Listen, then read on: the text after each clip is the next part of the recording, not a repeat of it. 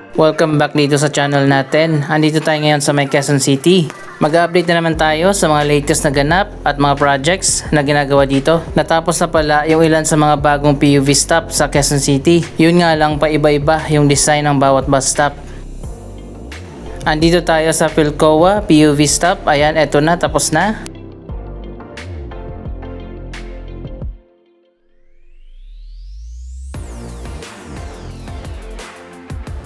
Yan pala yung purpose nitong parang bulletin board. Iba't ibang mga paalala, pati na mga ads ang pwedeng ilagay dito.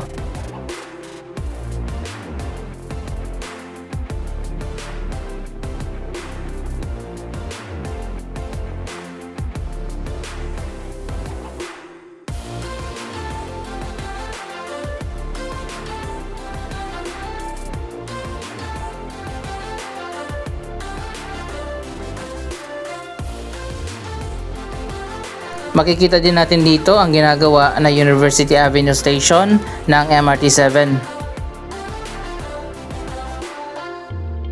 Tuloy-tuloy na nga yung progress sa 12 na mga station ng MRT7 na magiging operational na sa kalagitnaan ng 2027. Ongoing din sa ngayon ang redevelopment dyan sa loob ng Quezon City Memorial Circle.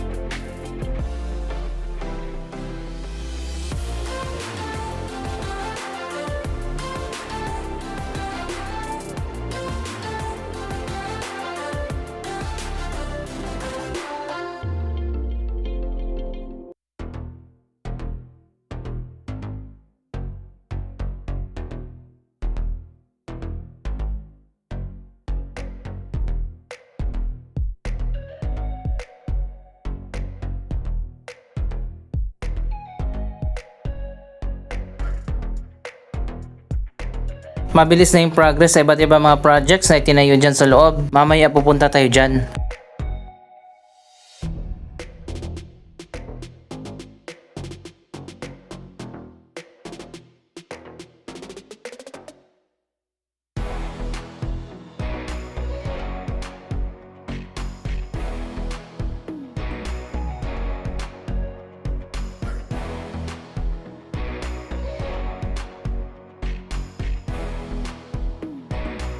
Isa pang project dito sa may elliptical road na matagal na nating inaabangan, ang bagong integrated transport hub na itatayo dyan. Yan ay property ng GSIS. Ayon pa sa plano, dyan itatayo ang integrated transport terminal ng Quezon City, parang PITX. Andito naman tayo sa kabilang side ng Philcoa. Mas naunang natapos ang PUV stop dito.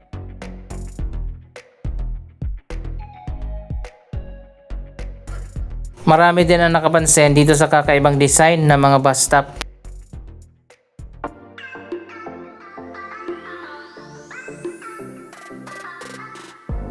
Silipin muna natin ang latest na progress dito sa University Avenue Station.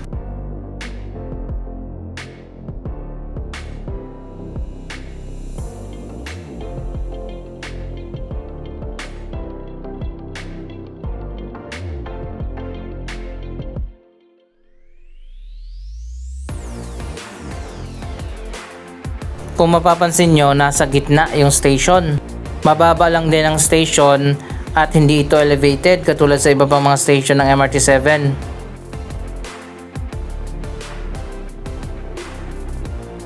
Ang disenyo kasi ng University Avenue Station ay nasa underground yung platform nito.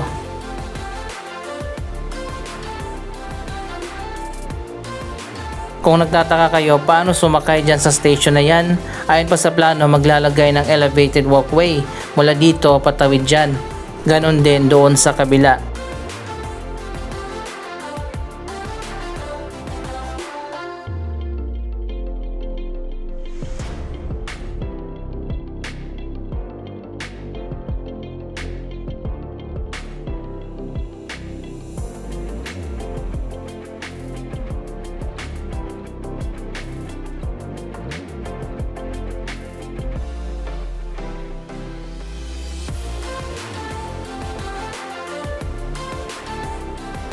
Tuloy-tuloy na ngayon ang progress ng iba't ibang mga station ng MRT7.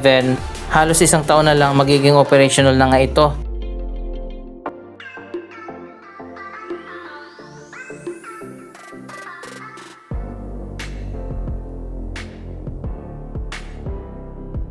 Natapos na nga ang renovation dito sa Philco Underpass.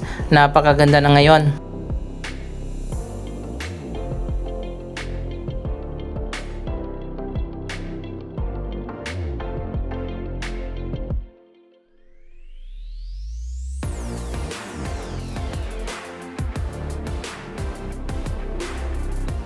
Napakaliwanag na nga dito sa loob ng underpass. May special na daanan din para sa mga PWD.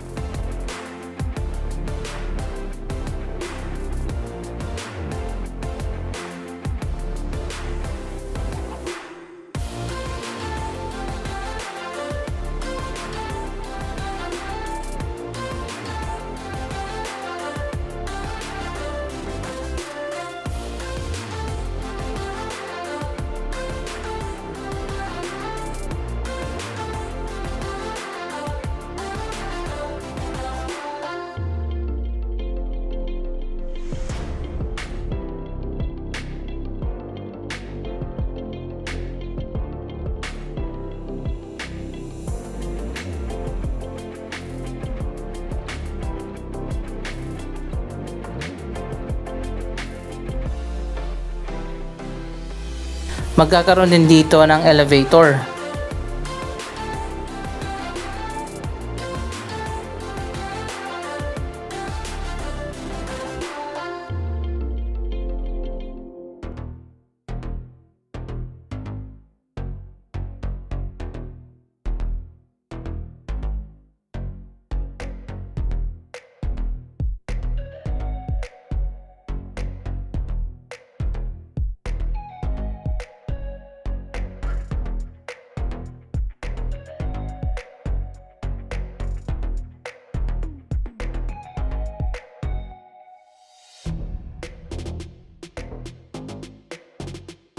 Dito naman sa loob, ongoing pa rin ang iba't ibang mga projects na ginagawa, mga bagong sports facilities at marami pang iba.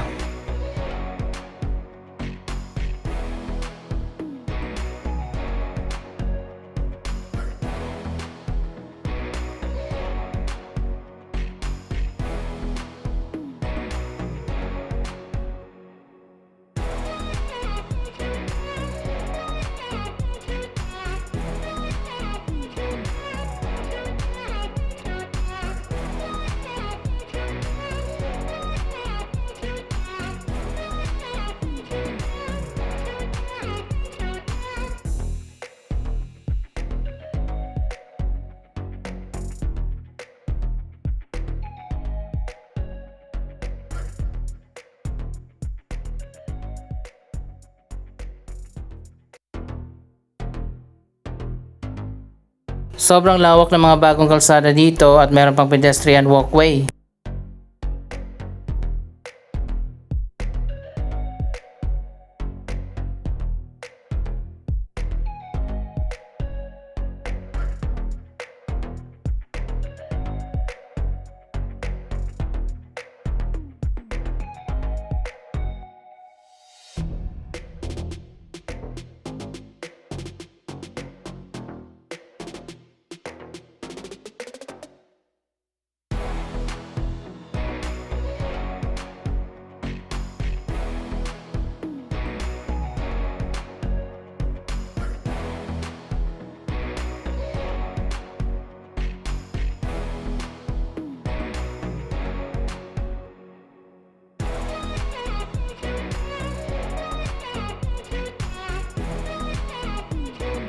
Dalawang sports facility nang natapos, ang tennis court at ang skate park. Official na nga nabubuksan ito at nagkaroon na nga ng blessing ceremony.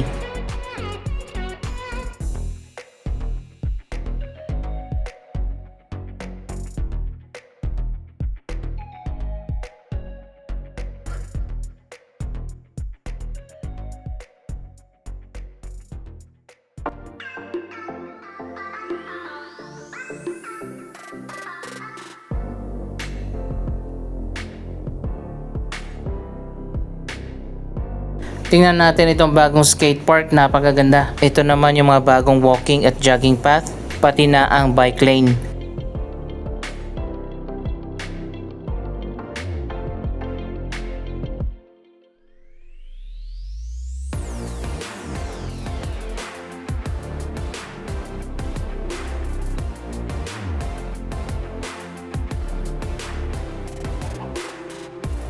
Malawak at world-class ng skate park na itinayo dito.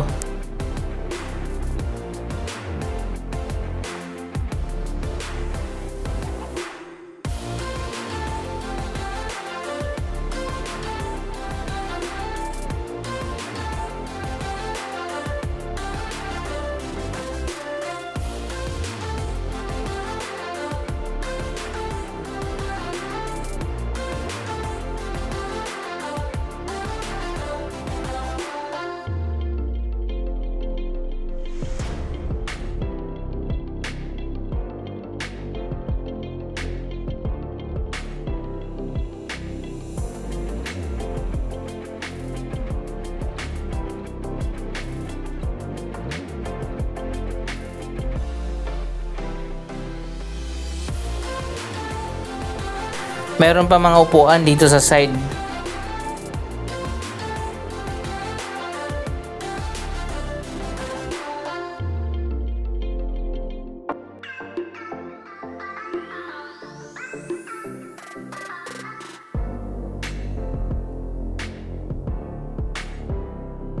Katabi naman ito ang tennis court.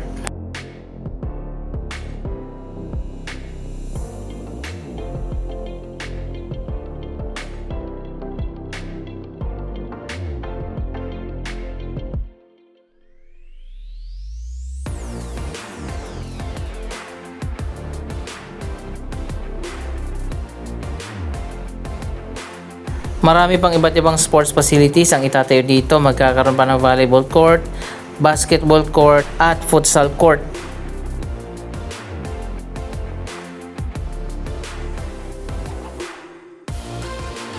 Napakaganda na pala dito sa loob ng Quezon City Memorial Circle. Meron pa dito mga bagong walking path at bike lane.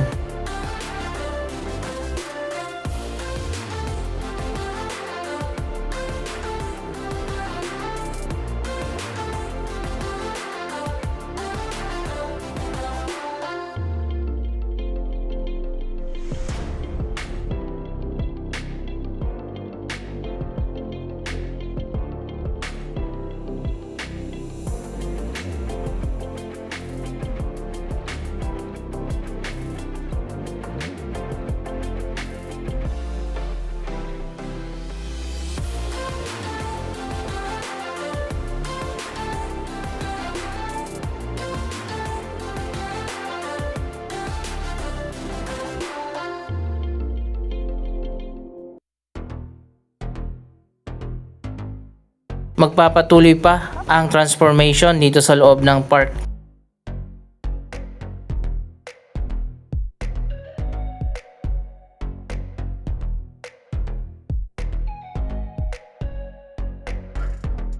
Kitang-kita naman natin dito sa labas, marami pang iba't ibang projects ang ginagawa dyan sa loob.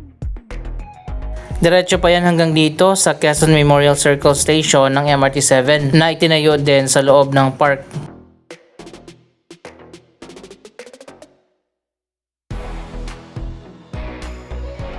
May ginagawa pa ang MRT-7 dito na underpass na itinatayo na ngayon dito sa may North Avenue. Papunta yan doon sa loob ng station.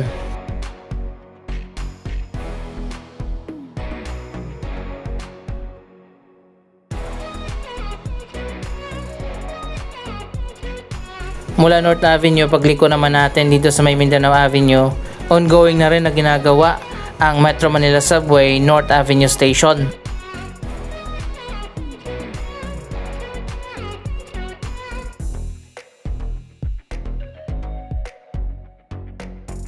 Napakalawak ng area na kailangan sa paggawa ng subway station. Dito pala yan itinayo sa isang bahagi ng golf course ng veterans.